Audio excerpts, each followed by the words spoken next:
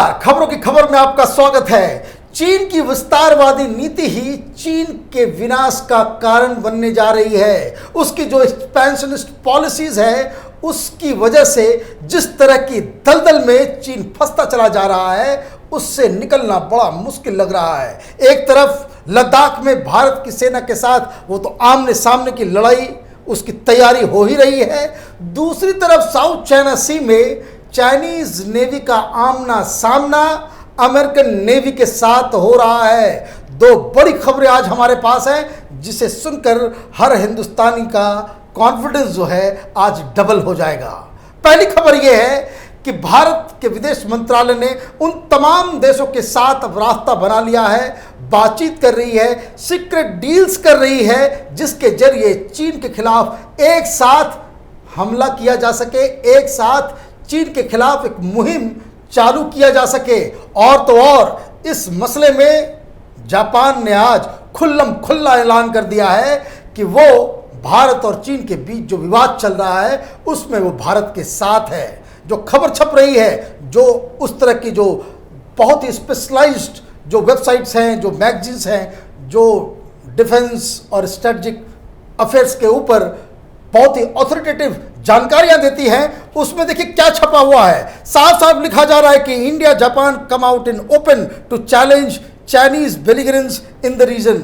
मतलब ये कि एशिया के अंदर जो चाइनीज जो दादागिरी चल रही है, उसको चुनौती देने के लिए भारत और जापान एक साथ आया। इसकी पूरी डिटेल मैं दूंगा, लेकिन इससे भी बड़ी खबर यह है कि US to conduct biggest war drills in South China Sea amid India China border tensions.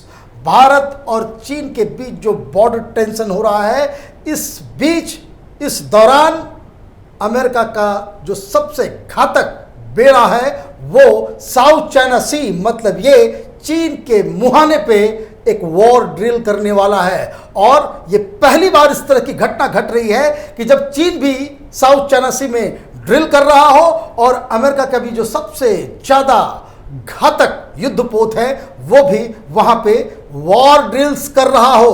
तो ये एक ऐसी खबर आ जाई है जिस पे नज़र रखनी ज़रूरी है कि जो साउथ चाइना सी में जो गतिविधियां हो रही हैं, इसके मायने क्या है। वॉल स्ट्रीट जर्नल ने छापा है इसके बारे में कि उसने बताया कि भाई ये जो अमेरिका ने ये कदम उठाया है, आखिर इसके पीछे की रणनीति क्या है। वॉल स्ट्रीट जर्नल लिख रहा है, Washington has sought to project military power and send a signal to Beijing as China has been ramping up pressure on the regional countries. Beijing has expanded flights near Taiwan, engaged a brutal border clash with India and approved a national security law to limit Hong Kong's promised autonomy। मतलब ये कि America ने ये जो कदम उठाया है, इसके पीछे तीन वजह बताई जा रही है। पहली वजह ये कि ताइवान के ऊपर, उसके इलाके में घुस के वो ताइवान को हड़पने की कोशिश कर रहा है। एक दूसरा कि जो हांगकांग की ऑटोनॉमी को लेकर के उसने जो कानून बदले हैं, वो दूसरा कारण है। और तीसरा जो कारण है, वो हिंदुस्तान के खिलाफ इल्लीगल तरीके से वो बॉर्डर के पास जिस तरह की लड़ाई जो गलवान में हुआ, उसका एक कारण बताया जा रहा है। कहने का मतलब ये है कि इस युद्ध में, भारत और चीन के युद्ध में, प्रधानमंत्री मोदी ने इस चीज़ को इंश्योर कर दिया है कि ये जो लड़ाई अगर होती भी है तो उसमें भारत अकेला नहीं खड़ा है, उसके साथ तमाम विश्व शक्तियां खड़ी है।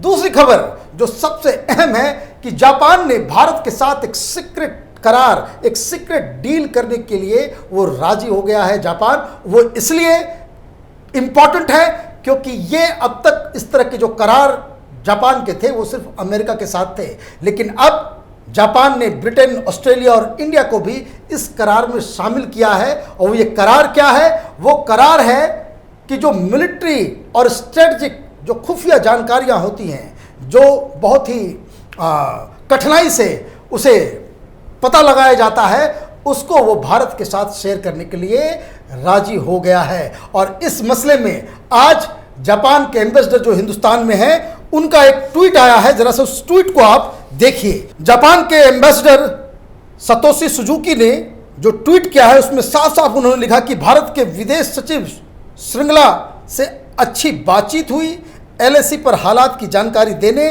और भारत सरकार की सीमा पर शांतिपूर्ण समाधान की कोशिश के लिए मैं उसकी प्रशंसा करता हूं। जापान उम्मीद करता है कि संवाद के जरिए सीमा विवाद का समाधान हो जाएगा। जापान सीमा पर यथास्थिति में एक तरफा बदलाव का विरोध करता है। इस ट्वीट का मतलब साफ है कि जापान चाइना के इस एक्शन से, कि जिस तरीके से वो यूनिलैटरली एक तरफा उसने स्टेटस को बदलने की कोशिश की, अपनी सेना को भेजने की कोशिश की, वो उसके खिलाफ है।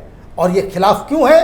क्योंकि जापान को भी चीन बहुत ज़्यादा तंग कर रहा है। कुछ आइलैंड्स को लेकर के वहाँ भी चीन हड़पना चाहता है। ये जो विस्तारवादी नीति जिसका जिक्र प्रधानमंत्री मोदी ने कल लद्दाख में किया था, वो सिर्फ बयान नहीं था, इसके पीछे की एक रणनीति थी।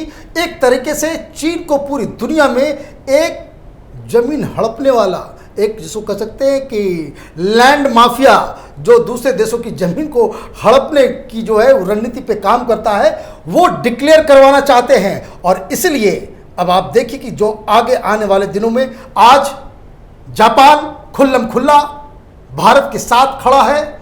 और जापान सिर्फ ये अनाउंसमेंट ही नहीं कर रहा है। जब इस वक्त जब ये स्टैंड ऑफ बॉर्डर पे चल भी रहा था, उस दौरान बहुत ही सीक्रेट तरीके से जापान की नेवी और हिंदुस्तान की नेवी ने इंडियन ओशन के अंदर एक वॉर ड्रिल भी किया है। अब आप समझिए, ऐसे मौके पे जब चीन और हिंदुस्तान के बीच युद्ध जैसा माहौल बन रहा है और जापान की नेवी, दो वहाँ के जो युद्धपोत थे और हिंदुस्तान से भी दो युद्धपोत, और वॉर टाइम के समय किस तरीके से हिंदुस्तान की नेवी और जापान की नेवी के बीच में कोऑर्डिनेशन बने, उसकी पूरी ड्रिल इंडियन ओशन में हुई है। और ऐसे में आप समझ सकते हैं कि जब इतने नाजुक मौके पे जब इस तरह से जब ड्रिल्स होते हैं तो इसके क्या मायने हैं। अभी तो जापान सिर्फ सामने आया है, आने वाले दिनों में Australia, Britain, France, Philippines, Brunei, Singapore, Vietnam, Indonesia, ये तमाम देश जो चीन की दादागिरी से परेशान हैं, वो भी धीरे धीरे करके भारत के साथ आने वाले हैं। कहने का मतलब ये है कि शी जिनपिंग ने ये सोचा कि वो भारत में ये जो लेफ्ट लिबरल कबाल के प्रोपेगेंडे के जरिए ये वामपंथी और ये जो विपक्ष की कुछ पार्टियों को अपने एजेंट की तरह इस्तेमाल करके भारत के अंदर में एक ऐसी स्थिति पैदा कर देंगे जिससे भारत की सरकार झुक जाएगी। और जिस तरीके से वो पिछले 20-25 सालों से हिंदुस्तान की ज़मीन को हर साल थोड़े थोड़े करके वो हड़प रहे थे, वो इस बार भी उसमें कामयाब हो जाएंगे। तो ये स्ट्रेटजी चीन की बैकफायर कर रही है। कई लोग सवाल पूछ रहे हैं कि भाई मोदी सरकार ने क्या सरेंडर कर दिया है, क्या हमें युद्ध पे जाना चाहिए। उन लोगों को जो बहुत सारे सोशल मीडिया में भी सवाल पूछ रहे हैं कि चाइना पे हमें अटैक कर देना चाहिए, और ये बहुत सारे लीडर्स सामने आकर के कहते हैं कि भाई चाइना पे हमला करो, हमें ज़मीन वापस चाहिए, तो ज़मीन तो वापस आएगी। लेकिन सवाल ये है कि चीन जैसे दुश्मन मुल्क से लड़ा कैसे जाए, इसमें थोड़ी अक्लमंदी भी चाहिए। एक प्रधानमंत्री मोदी ने बॉर्डर के ऊपर अपने सैनिकों को खुला छूट देकर के एक संदेश दे दिया है कि अगर चीन की सेना कोई भी एडवेंचरिज्म करने की कोशिश करती है बॉर्डर के ऊपर तो उसका जवाब दिया जाएगा। दूसरा, प्रधानमंत्री मोदी ने एक ऐसे नस को दबाया है कि जिसको लेकर के चीन के अंदर ही बवाल मचा हुआ है। बहुत सारी कंपनियों ने चीन की सरकार से ये गुजारिश की है कि जो भारत के साथ जो रिश्ते खराब हो रहे हैं उसको ठीक किया जाए, अदरवाइज बहुत सारी चीनी कंपनियां तबाह और बर्बाद हो जाएंगी। और ये नस कैसे दबाया गया है, तो आप देखिए किस तरीके से हर चाइनीज़ कंपनीज़ को जो हिंदुस्तान में बहुत सारे प्रोजेक्ट्स पे काम कर रहे थे, उन्हें बाहर का रास्ता दिखाया जा रहा है। तीसरी सबसे अहम स्ट्रेटजी जो प्रधानमंत्री मोदी ने अपनाई है वो ये कि भारत की 130 करोड़ जनता को ही चीन के खिलाफ खड़ा कर दिया है कि ताकि ये जो चीनी सामान का जो बायकॉट होने वाला है उससे भी चीन के पेट पे बहुत कड़ा लात पड़ने वाला है। तो ये तीसरी स्ट्रेटजी हो गई। लेकिन चौथा जो सबसे अहम है वो डिप्लोमेटिक स्तर पे किस तरीके से भारत अलग अलग मित्र देशों से बात कर रहा है, उन तमाम मुल्कों से बातचीत कर रहा है जो चीन के सताए हुए हैं।